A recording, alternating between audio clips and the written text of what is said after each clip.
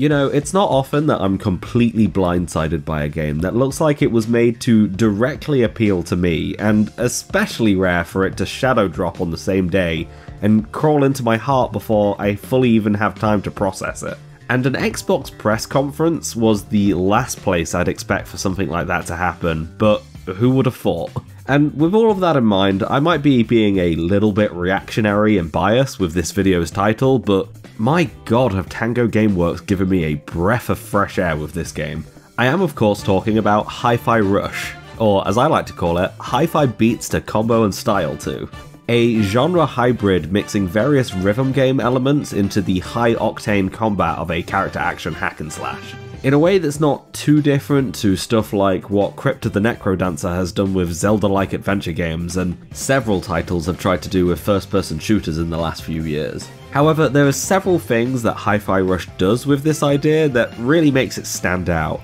not to mention stuff like its presentation, tone, and aesthetic, culminating in creating a feeling that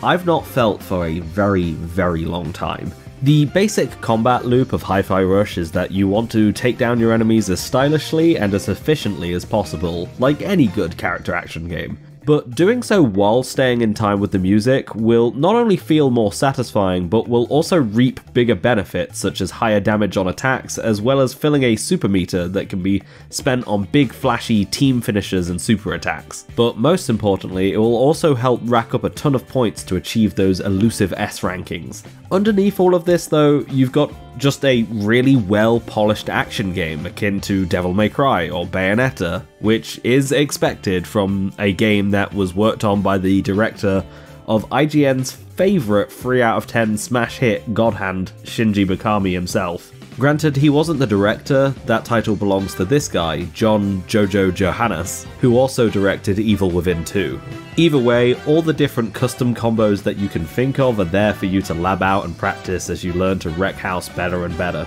And it also just seems incredibly obvious in hindsight just how well the character action subgenre works when tying it to music. Even back in DMC5, something I always tried to do was sync up the 3 of Nero's colour-up shots to the bang, bang, bang in Devil Trigger, because it felt really cool when I did that, and it does here too. And I think that makes everything really click, is that Chai's approach to combat is very much like Nero's in DMC4. He's not terribly complicated, and there isn't really much of a skill barrier in place to perform his moves. Hell, there isn't even anything like a stinger motion in the game at all. The most complicated moves you can get are either pressing 2 buttons at the same time, or a couple of delay combos, something that's really easy to time out now that you have the offbeat to tell you the exact timing. But much like Nero's Exceed mechanic revving up his sword for each attack, Chai needs to stay on the beat for that extra damage, meaning that while engaging with his moveset has a pretty low skill floor for players to easily come to grips with, the matter of actually hitting that timing perfectly every time relies on a sort of sense of rhythm and muscle memory, meaning that no matter what skill level you are with action games, that skill ceiling is still going to be relatively high, resulting in a combat system that always has more room for you to grow and get better at. And while Chai does have a few gaps in his moveset, the game does a really good job at filling them out with the different assist characters that you have, with Peppermint being essentially your gun to juggle enemies with, and Macaron being your guard break for shielded enemies. They all fill a combat niche within the game that you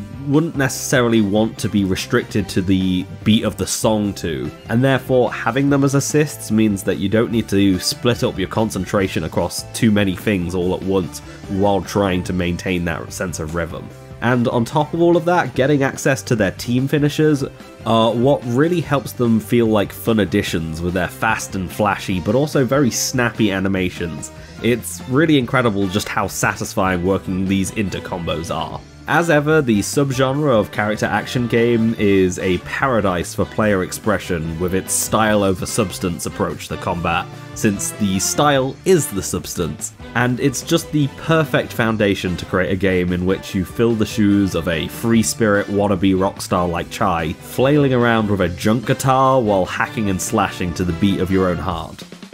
However, that's actually a bit of a lie. I think the very wide genre of rhythm action games is a very dangerous line to walk, as leaning a little bit too much to either genre will usually result in some sort of problem. If rhythm games are not exactly your forte, then having a system that is entirely dependent on maintaining that beat can be quite troublesome, as being unable to consistently maintain that sense of rhythm has a good chance of leaving you dead in the water. On the other hand, having a system where the rhythm game elements are less consequential will result in the whole thing feeling a bit more like a gimmick that was simply slapped on than the dream of having a rhythm action game. What Hi-Fi Rush does, though, is incredibly smart, as it isn't just the enemies and the player that move to the beat of the song. It's the UI, the platforms that you jump on, and the whole world in general that is moving within the rhythm,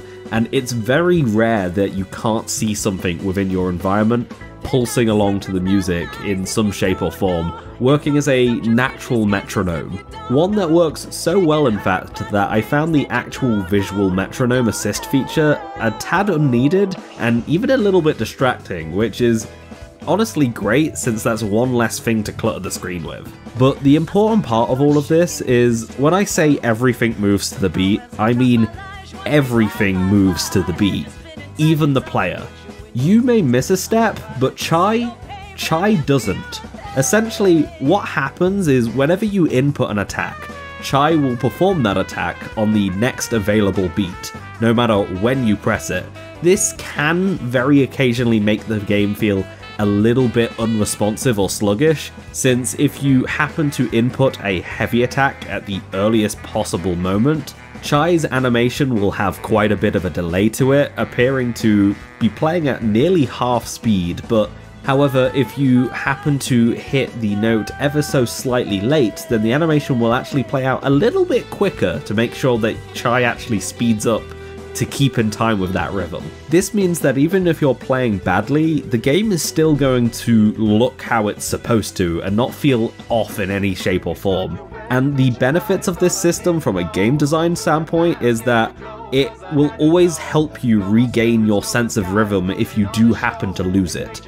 Due to their natural beat, rhythm games are a genre that has the easiest time putting you into that perfect flow state, but it's also super easy to fall out of said flow state, which makes being bad at them feel all the more disheartening. Luckily, since this system means that Chai's attacks always land on beat no matter what, that simply means that if you happen to time each input to line up when Chai's attacks hit the enemy, you'll naturally find that timing. Hell, it's not even that different from getting the benefits from the Batman Arkham and Insomniac Spider-Man combat systems with their timed button input mechanics. While you definitely wouldn't want to, you could probably play this game muted. Now, I mentioned that rhythm games are really good at putting you in that flow state, and that is something that the game never wants to let up on at any point, even between different combat arenas, and this is probably the one aspect of the game that I feel like it fumbles just a little bit in a few places. Tango Gameworks want you bobbing your head to every single second of this game, even when platforming from location to location, and this will work really well at times, as dashing and jumping within the timing of the song will give you a magnet effect to the currency gears and health pickups, making them just a little bit easier to nab while traversing through the area, and also making general movement a lot more visceral and enjoyable, since tapping your foot can basically be replaced or accompanied with tapping that R1 button as you make use of your movement options and various partner abilities to open new routes and such. The problem is that when this works, it works quite well, but when it doesn't, it's a lot less intuitive to get into the flow of things like it is with the combat, especially since the downtime between missions is also where a lot of the non-cutscene essential dialogue is squeezed in, and it covers up that backing track that you need to keep in rhythm. But there's also certain things like these reused drum cymbal platforms that don't feel very natural to jump across quickly while maintaining that rhythm. Though granted, that could purely just be me, and in that case, hard skill issue I guess, but yeah, it just didn't feel right to me. The bigger and much more substantial problem though is the light exploration elements for certain upgrades. Much like any linear hack and slash game, there's stuff to find hidden away in various nooks and crannies in all the levels, and tracking them down will usually reward you with extra currency to spend on new moves or stuff like a permanent health upgrade. And while this is a genre staple, it's kind of at odds with Hi-Fi Rush's design, since it wants you bouncing along to that beat at all times, and while that works for going from point A to point B, in fact it works great most of the time, it doesn't really work at all for when you're combing through the environment to look for hidden goodies, and it can feel very cumbersome. It really is like the only significant mark I can find on the game's core structure, and it's really a shame since while it's a pretty minor thing, it really starts to drag out some of those parts between combat arenas, which ultimately has a fairly sizable knock-on effect to the game's overall pacing, especially in the beginning. So I've said why I think Hi-Fi Rush is a really competent and well-designed action game with a very unique spin on it. But that's not really enough to justify the claim that it will make you fall in love with video games again. See, the thing I love about Hi-Fi Rush is that it feels like a brand new release, but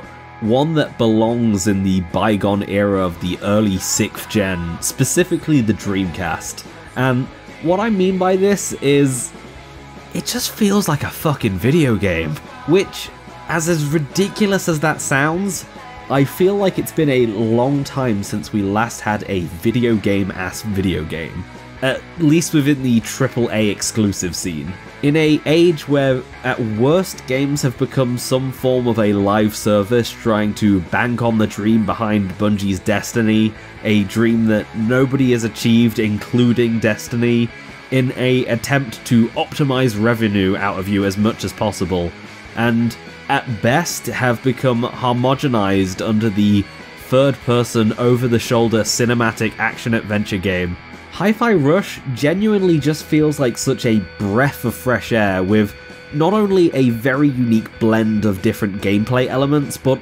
also one where it's so incredibly clear just how much passion went into this game. There's just so much stuff in here, like robot caricatures of Sebastian and Joseph from The Evil Within chilling out in each level, and meta jokes about how a certain boss runs out of budget, or special optional dialogue between the team which can only be accessed by forcing yourself back to the hideout by resetting the game, even in situations where that shouldn't be possible. And finally, some just genuinely good comedic writing that comes off incredibly sincere, which is highly appreciated when most media these days only uses humor to break up any form of emotional tension, because God forbid people start feeling things. In fact, even for a goofy, silly comedy game, there are actually a few genuinely touching moments later on, which really succeed in hitting the mark as well. Also, why a Xbox Series exclusive has a reference to a PS1 exclusive RPG that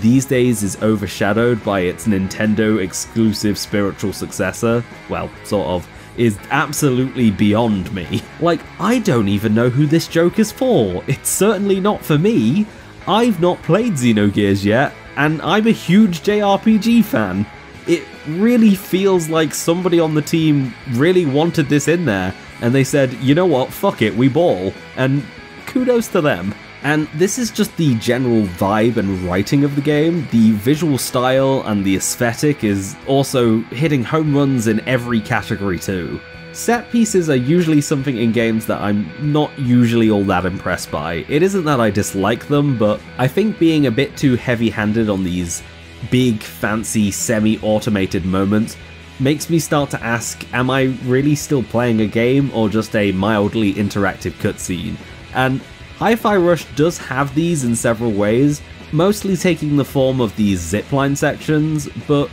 due to the fact that it's all in sync to the music, it really helps sell them a lot better. It's not really doing all that much more than just pressing left and right to dodge oncoming rocks and stuff, but it feels a lot more impactful due to the energy of the background music. And when we get to sequences like the parry boss fight against the head of security Corsica, it ends up resonating with me so much more. Would I have preferred a typical boss fight? Probably, yeah, but this entire sequence of circling around each other and staring each other down as you negate every attack thrown at you has a certain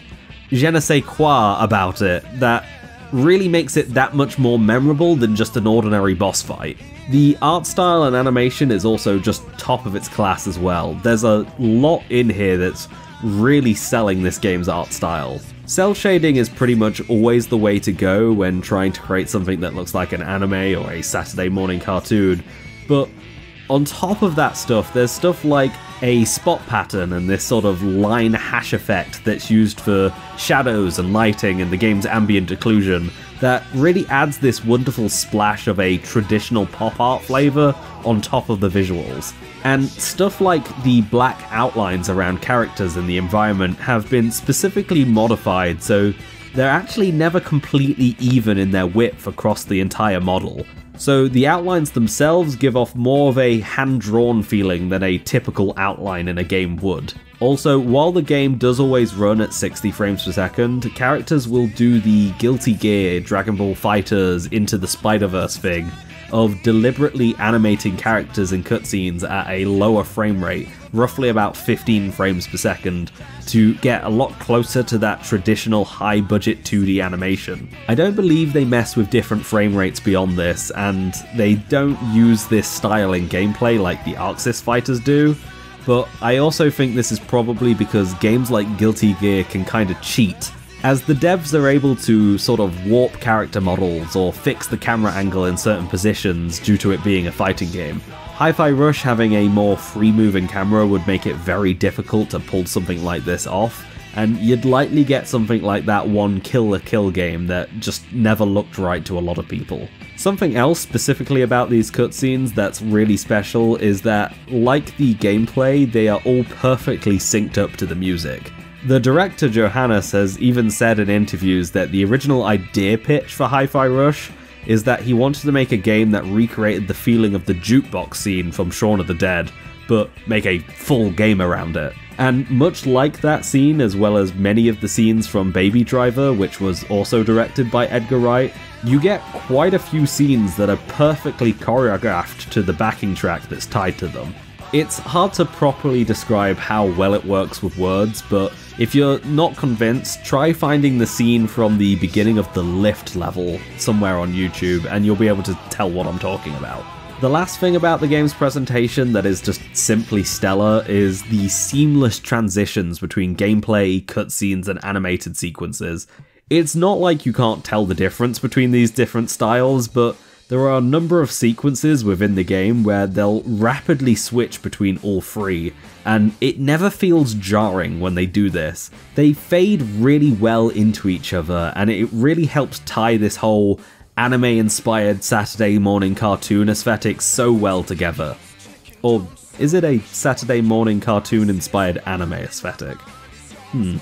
I could go into more detail about the characters in the game's writing, but I really feel like that's something you will probably want to experience for yourself, so I'm not going to touch any more on that. But I will say there's nothing more rock and roll than a band of misfit losers all joining together to stick it to the man. And I think that's a vibe we can all get behind. I really like this group of idiots. They're very, very charming, and the villains are also very well designed as well. They have a very similar vibe to the River City Girls villains, and I'm not just saying that because the first one you fight is the big, beefy, badass woman who's a little bit stupid, but more that they all have very good, distinct colour schemes and silhouettes like any good design should have, and just all have their very unique and fun dialogue that you get to enjoy. And one last thing I just want to briefly mention before closing this out is that the game's streamer mode really doesn't feel half-baked. The base game has a number of licensed music tracks that work really well with the fights and scenes that they're used in,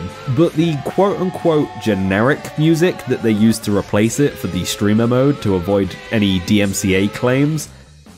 are all original tracks that the game has for those characters as well, and